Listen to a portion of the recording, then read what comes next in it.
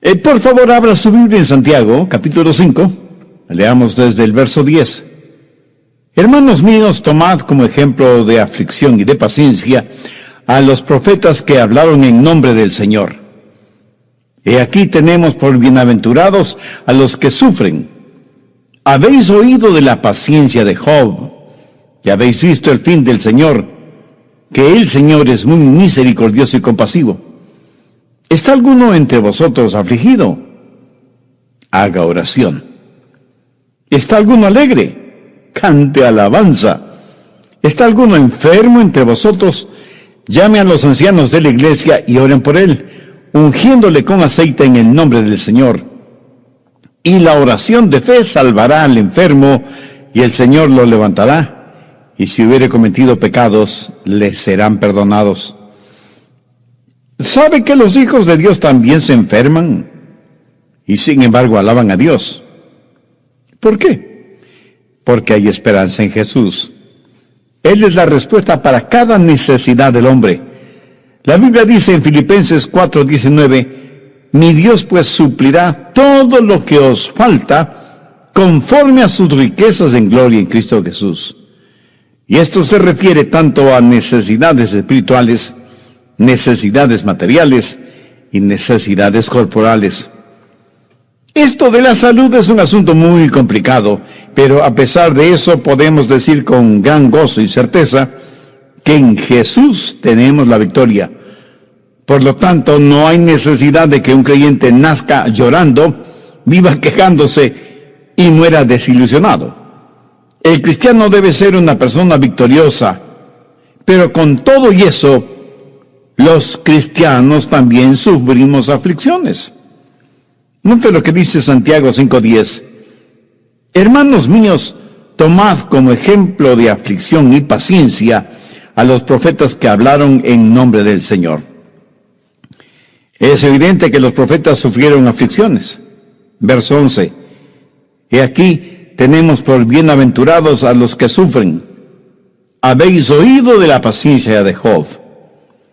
Usted bien sabe la historia de Job. Él tuvo aflicciones materiales, físicas, emocionales y corporales. Los problemas de Job fueron proverbiales. Así que el asunto de salud es un asunto complicado. Al respecto, veamos algunos puntos importantes. Primero, la causa de la enfermedad. ¿Por qué la gente se enferma? Las causas son muchas y variadas. Algunas personas se enferman debido a su pecado. De hecho, seguramente nos sorprenderíamos al saber cuántas enfermedades físicas son el resultado del pecado. Busque 1 de Juan 5:16. Si alguno viere a su hermano cometer pecado que no sea de muerte, pedirá, y Dios le dará la vida. Hay un pecado que es de muerte.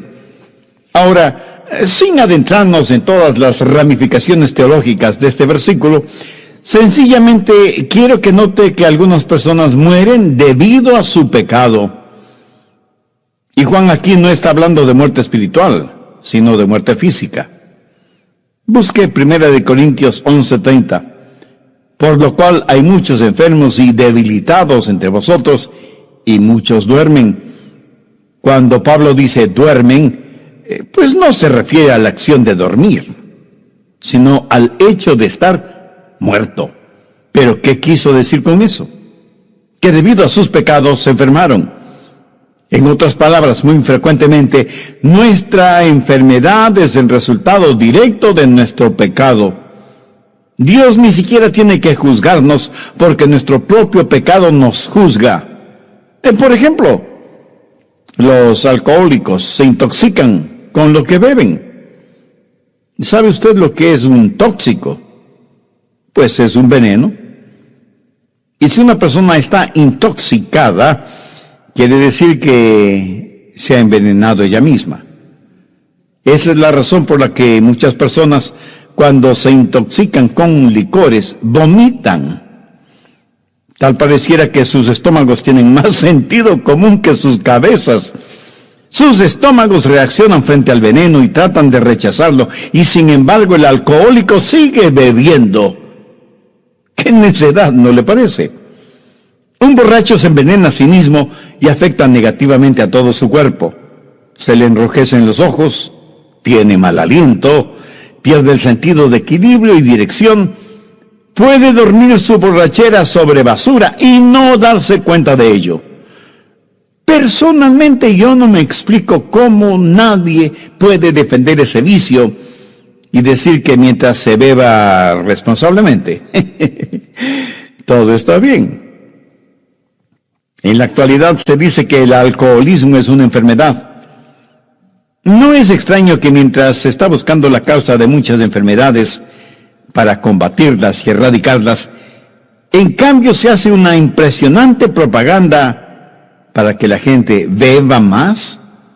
Entonces, como dicen, si el alcoholismo es una enfermedad, ¿por qué hacen tanta propaganda para que nos enfermemos?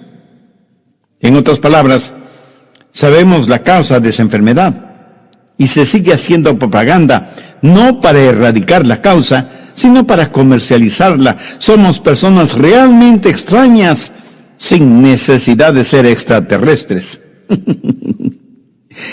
El doctor Edward Graham, de la Universidad de Washington, es conocido como el padre de la moderna cirugía del pecho. Y en relación con el cigarrillo, él dice en su informe médico que el fumar con exceso es la causa del 99% del cáncer del pulmón.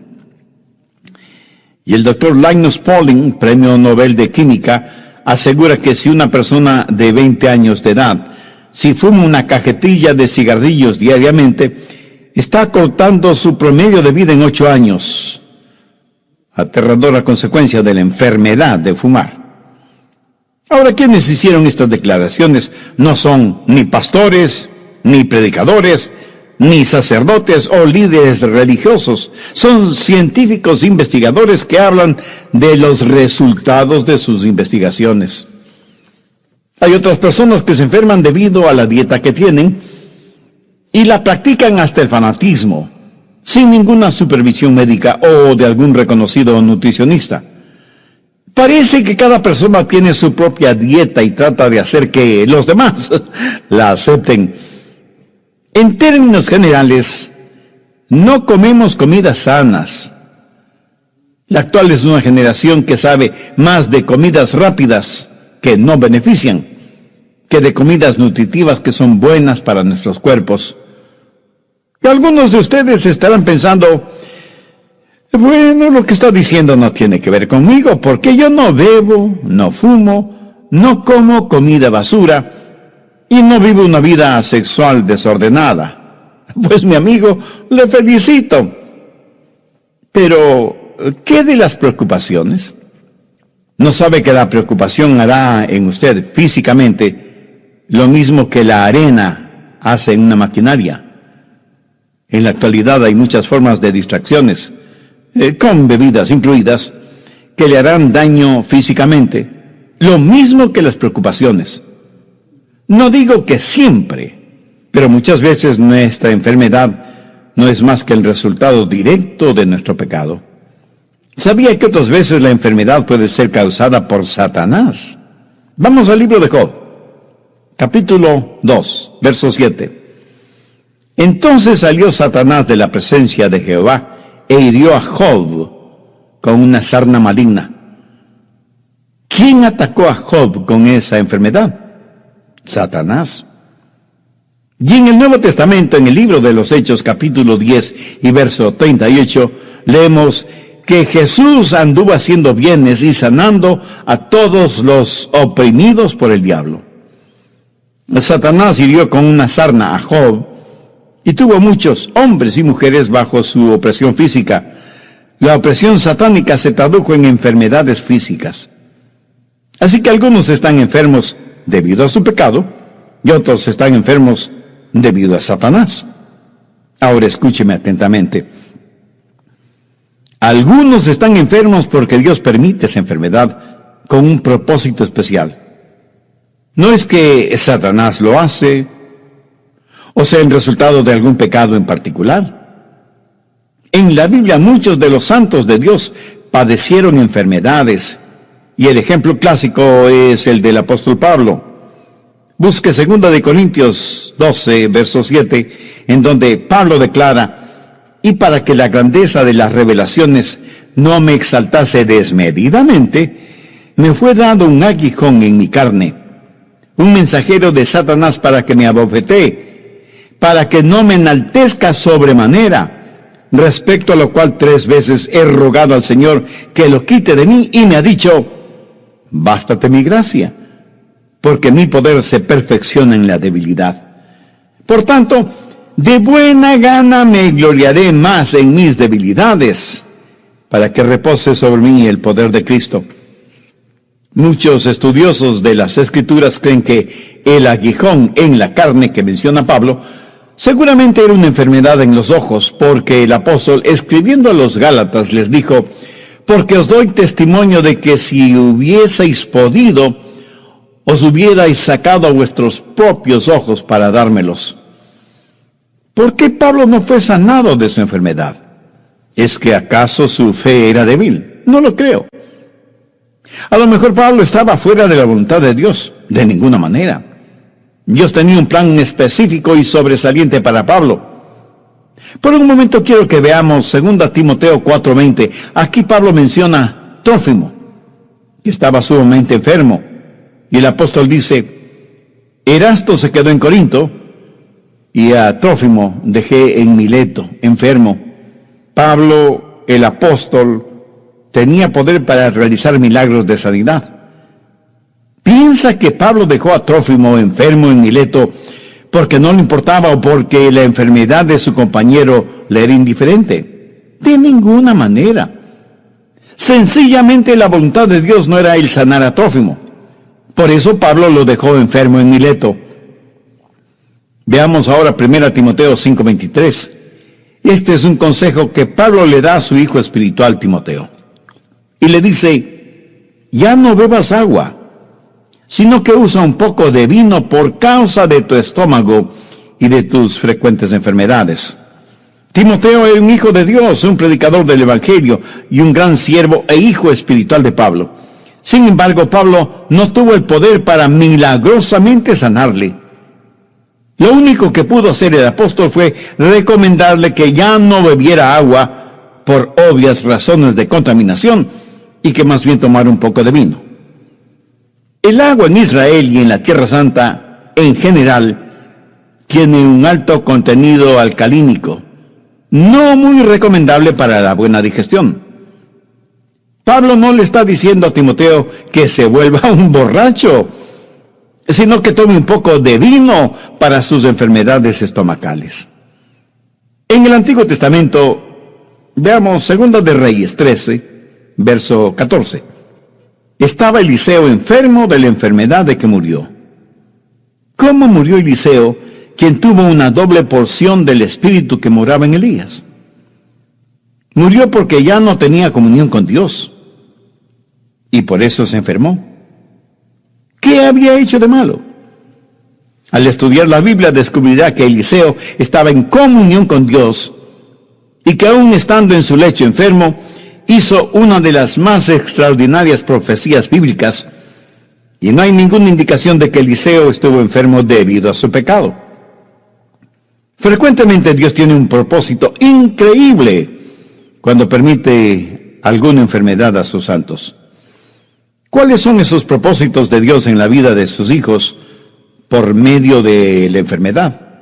Segundo, para que experimentemos la gracia de Dios. Dios le dijo a Pablo: bástate mi gracia porque mi poder se perfecciona en la debilidad.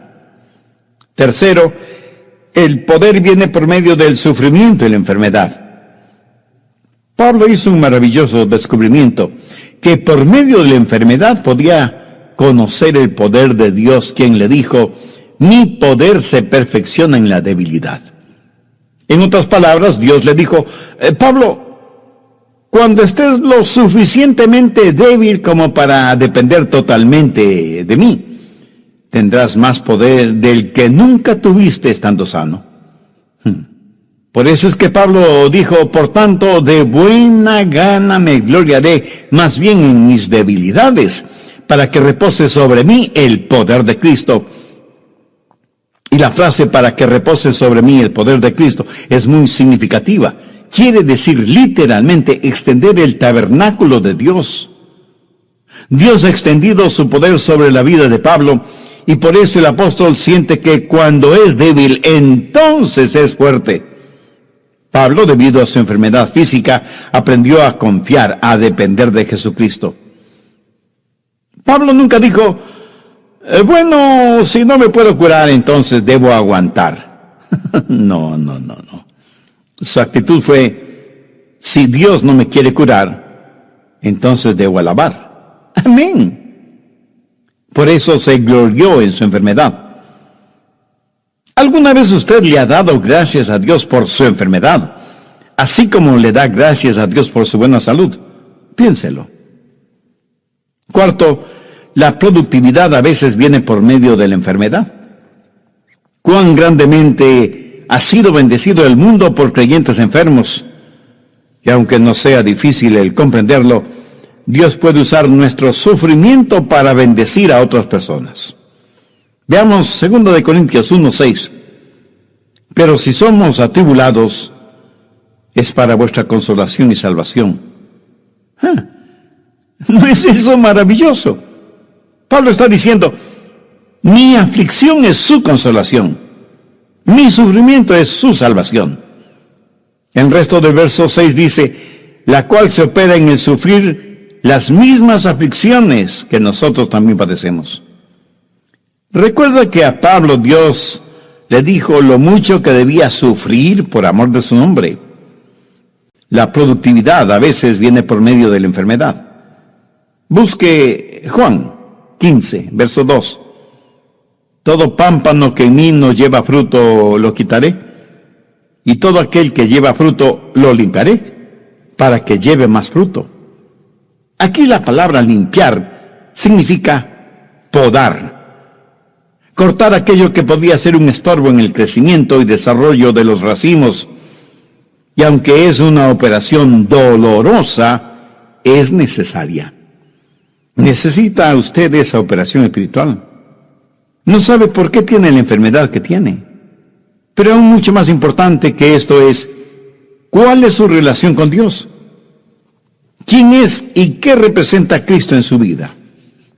Si usted tiene dudas respondiendo esas preguntas, entonces usted necesita hacer una decisión espiritual ahora mismo. Un hombre estaba visitando un huerto de manzanas y vio un árbol tan cargado de manzanas que las ramas tenían que ser apuntaladas, y le preguntó al cuidador de la huerta acerca de la productividad de ese árbol. Y el hombre le contestó, Señor, usted no lo va a creer, pero este era uno de los árboles menos productivos en la huerta, por lo que tuve que tomar medidas drásticas. Con un hacha hice una profunda incisión en el tronco del árbol, y desde entonces este árbol ha dado más manzanas que ningún otro árbol del huerto. Aprendí que cuando un árbol no tiene más que ramas y hojas, pero no da ningún fruto, la herida que le hice en el tronco sirvió para despertar a este árbol, para que diera fruto. Interesante, ¿no le parece? Quinto, la pureza llega por medio del sufrimiento y la enfermedad. Veamos 1 de Pedro 5:10. Mas el Dios de toda gracia, que nos llamó a su gloria eterna en Jesucristo, después que hayáis padecido un poco tiempo, Él mismo os perfeccione, afirme, fortalezca y establezca. ¿Alguna vez ha pensado que a lo mejor sus sufrimientos son para su perfección, para su fortalecimiento, para su crecimiento espiritual? Por eso es que Pedro está diciendo lo que dijo. Mire lo que Job dijo, mas Él conoce mi camino, me probará y saldré como oro. En otras palabras, Job dijo, este sufrimiento es como un crisol, en donde serán quemadas todas las impurezas. Y en el Salmo 119:67, David dijo, Antes que fuera yo humillado, descarriado andaba, mas ahora guardo tu palabra. Primera de Corintios 1, verso 27. Sino que lo necio del mundo escogió Dios para avergonzar a los sabios, y lo débil del mundo escogió Dios para avergonzar a lo fuerte. De paso, permítame decir que la palabra débil en este contexto no quiere decir débil de carácter o sin fuerza física. Más bien significa estar enfermo. ¿Por qué Dios escoge a la gente enferma? La respuesta está en el verso 29. A fin de que nadie se jacte en su presencia. Ahora, ¿cuál es el propósito de todo esto? Verso 31. Para que, como está escrito, el que se gloríe en el Señor. ¿Cómo es que nuestra muerte puede traer gloria a Dios? Vayamos al Evangelio de Juan, capítulo 21, verso 19. Esto dijo dando a entender con qué muerte había de glorificar a Dios. Dios, por así decirlo, cierra la boca del diablo. El apóstol Santiago usa el ejemplo de Job. La acusación del diablo contra Job era que Job no amaba a Dios. Y la única razón por la cual Job servía a Dios es porque Dios le había sobornado. Y Satanás le dijo a Dios, Job te sirve porque eres demasiado bueno con él. ¿Qué es lo que el diablo le dijo a Eva en el jardín del Edén? Dios no es lo suficientemente bueno para ti. Mira lo que Dios no te permite tener. Pero en relación con Job, el diablo dice que Dios era demasiado bueno con Job. Y Dios respondió al diablo, tú no conoces a mi siervo Job. Él no me sirve debido a las cosas que le doy o a lo que hago por él. Lo hace porque verdadera y sinceramente me ama. Para probártelo, Satanás, te doy permiso para que le quites todo lo que tiene, pero no toques su vida. Bueno, creo que todos sabemos esa extraordinaria historia, resumida en la clásica frase de Job, he aquí, aunque él me matare, en él esperaré. Aquí Job está declarando su total y absoluta fe en Dios. Muchas personas, incluso creyentes, profesan una fe condicionada. El Señor, si haces esto por mí, Dios, si me ayudas a conseguir esto o aquello. La verdad es que necesitamos una fe como la de Job, quien dijo, Señor, aunque me mates, te serviré. Eso, mi amigo, cierra la boca de Satanás. ¿No sería formidable que en nuestro contexto actual podamos decir, aunque no tengo buena salud, y aunque no tengo posesiones materiales, amo a mi Dios, y Jesucristo es real y suficiente para mí? Andrew Murray fue un gran hombre de Dios, y él escribió lo siguiente: frente a los problemas, un hijo o hija de Dios pueden decir, Dios me trajo hasta aquí, y es por su voluntad que estoy en este lugar.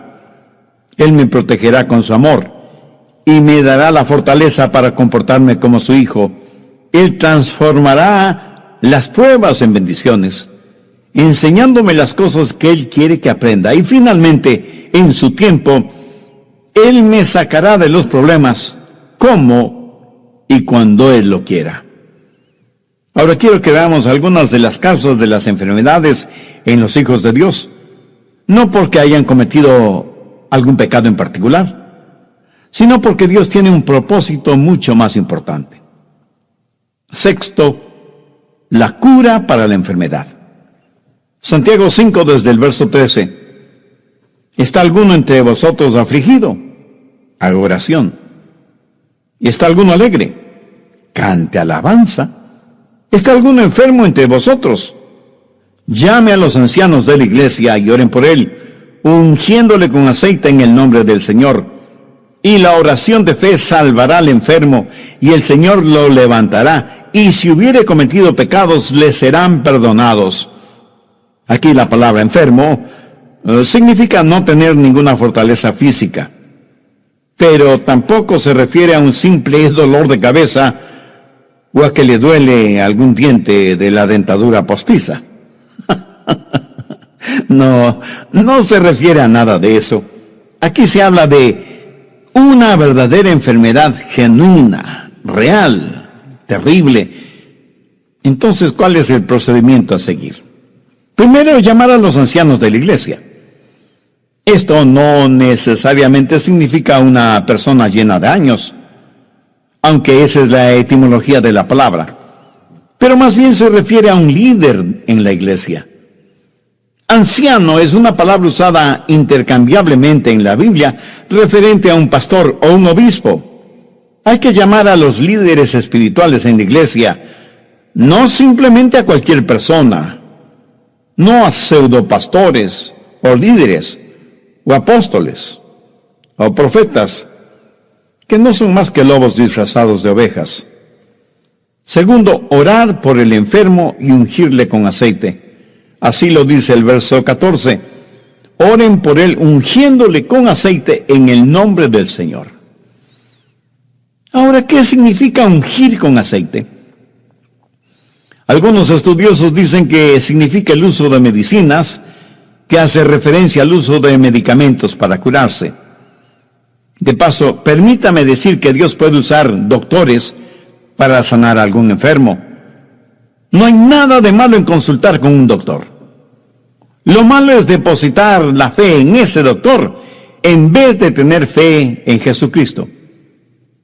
En mi opinión, el ungimiento con aceite no se refiere al uso de medicamentos. En algún comentario bíblico leí que ungir a una persona con aceite significa prácticamente cubrirle completamente con aceite. Bueno, yo no lo creo así.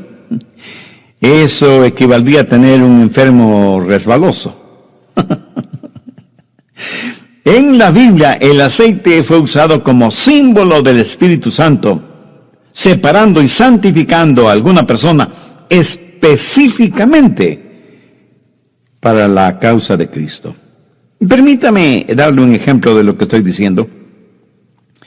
Vayamos al libro de Levítico, en el Antiguo Testamento, capítulo 8, verso 10. Y tomó Moisés el aceite de la unción y ungió el tabernáculo y todas las cosas que estaban en él. ¿Lo comprende? Cuando usted unge con aceite a alguien o a algo, lo santifica. ¿Tiene problemas entendiendo lo que significa la santificación? Es muy sencillo. Significa apartar para un propósito o para un trabajo específico. Mire los siguientes versículos, el 11 y 12. Y roció de él sobre el altar 7 veces, y ungió el altar y todos sus utensilios, y la fuente y su base para santificarlos, y derramó del aceite de la unción sobre la cabeza de Aarón, y lo ungió para santificarlo. El ungimiento con aceite es un acto simbólico similar a la cena del Señor, o Santa Cena, o comunión, al bautismo por inmersión, o la imposición de manos. Simboliza algo hermoso y sobrenatural. El aceite en la Biblia, siendo un símbolo del Espíritu Santo, cuando es usado para ungir a una persona, simboliza el que esa persona es separada, apartada para el servicio de Dios. Cuando una persona está enferma y llama a los ancianos o a los líderes espirituales de la iglesia y ellos le ungen con aceite en el nombre del Señor Jesucristo, significa que esa persona, aunque esté enferma, está separada para el servicio y la causa de Cristo. Ahora, ¿por qué Dios debería sanar a una persona que no ha sido santificada? ¿O por qué Dios debería darle buena salud para que usted siga sirviendo al diablo?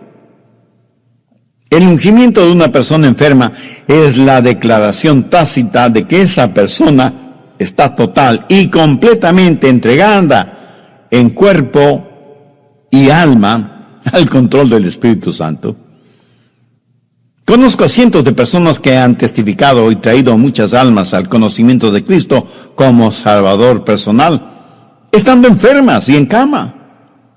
O sea que, estando enfermas, hicieron más de lo que nunca hicieron estando sanas. Nuevamente, veamos Santiago 5, versos 13 y 14. ¿Está alguno afligido entre vosotros? Haga oración. ¿Está alguno alegre? Cante alabanza. ¿Está alguno enfermo entre vosotros? Llaman los ancianos de la iglesia y oren por él, ungiéndole con aceite en el nombre del Señor. ¿Notó eso? Son los ancianos los que oran por la persona enferma. Y tenga en cuenta que esto no es orar con la persona enferma, sino orar por la persona enferma. Los ancianos están ahí para orar, para descubrir y para hacer la voluntad de Dios. La oración que llega al cielo es la oración que comienza en el cielo. No oramos por la primera cosa que se nos viene a la cabeza. Necesitamos conocer la voluntad de Dios. Primera de Juan 5:14 dice, y esta es la confianza que tenemos en Él, que si pedimos alguna cosa conforme a su voluntad, Él nos oye. Oramos por la persona enferma para determinar la voluntad de Dios. Así que primero oramos y luego la ungimos con aceite en el nombre del Señor. ¿Y cuál es el resultado? La oración de fe salvará al enfermo. Si la voluntad de Dios es sanar a ese enfermo, Dios nos dará a nosotros la fe para orar. Ahora escúcheme atentamente, porque hay muchas personas que asisten a esas fuertemente hipnotizantes y emocionantes reuniones de sanación y milagros. Yo creo que la parte más ardiente del infierno está reservada para esos charlatanes y fraudulentos mercenarios espirituales que van por todo el mundo esquilmando a los ingenuos, diciéndoles que el poder de Dios está en ellos para sanar enfermos, cuando no son más que desvergonzados vividores que se aprovechan de la credulidad de los tontos útiles. Esos pseudoapóstoles, pastores, profetas, ministros o como se autodenominen, son una verdadera abominación a los ojos de Dios. Pero esto no invalida el poder de Dios para sanar. Yo creo en la sanidad milagrosa y sobrenatural. Yo creo que Dios me ha sanado de muchas enfermedades para que crea en su sanidad. Pero recuerde que cada cosa que Dios hace, Satanás la falsifica. Y estos pseudo sanadores que abundan en nuestro mundo actual, toman a una persona que está en una silla de ruedas o que usa muletas y les imponen las manos y dicen unas cuantas palabras misteriosas y desconocidas y como nada sucede, declaran, hermanos, la voluntad de Dios es sanar a todos, pero esta persona no tiene suficiente fe como para ser sanada. Ahora piense conmigo por un momento. ¿Puede imaginarse lo que hará eso en una persona que no entiende la Biblia? ¿Se da cuenta del tremendo daño que hacen al ego espiritual de esa persona? No creo que haya nada más abominable que eso. Si usted estudia detenidamente este pasaje de Santiago, descubrirá que no es la fe del enfermo de la que se está hablando, sino de la oración de fe de quienes oran por él. Y en vez de decirle al enfermo, no tienes suficiente fe para ser sanado, deberían decir, yo no tengo la suficiente fe para orar por ti. ¿Qué es lo que dice la Biblia? La oración de fe salvará al enfermo. Pero no se refiere a la oración del enfermo, sino a la oración de los líderes espirituales, de los ancianos, por el enfermo. Cuando una persona ha sido ungida y santificada, esa persona ha sido apartada para el servicio de Dios. Y cuando se ora con fe buscando la voluntad de Dios, el Santo Espíritu de Dios honrará esa oración de fe. Esto lo sé porque lo he visto suceder. He visto cómo Dios ha sanado en forma milagrosa e instantánea en respuesta a la oración de fe. Yo no tengo el don de sanidad. No lo tengo ni lo busco porque ese no es mi llamado. Pero esto no quiere decir que no ore por los enfermos. Y he visto cómo Dios ha sanado, no a todos, pero a muchos de ellos. y he dado la honra y la gloria a Dios, que es el único que puede sanar enfermos, si esa es su voluntad. Si no lo es, no hay ningún hombre o mujer sobre esta tierra que pueda sanar a ningún enfermo, aunque diga que lo hace en el nombre de Jesús.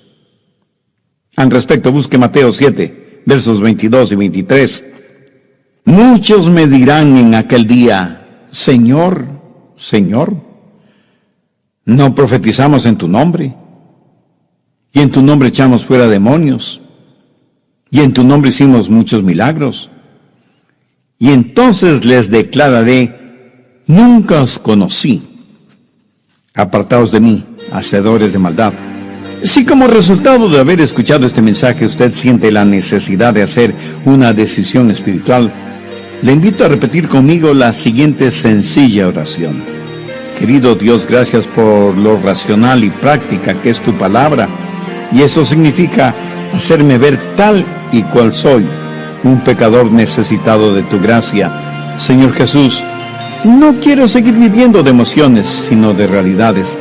Sé que tú moriste en la cruz para pagar el precio de la culpa de mis pecados, para perdonarme, para limpiarme, para salvarme. En este momento te recibo como mi Salvador y mi Señor, y te pido me hagas un instrumento útil y de bendición en tus manos. En tu nombre lo pido. Amén.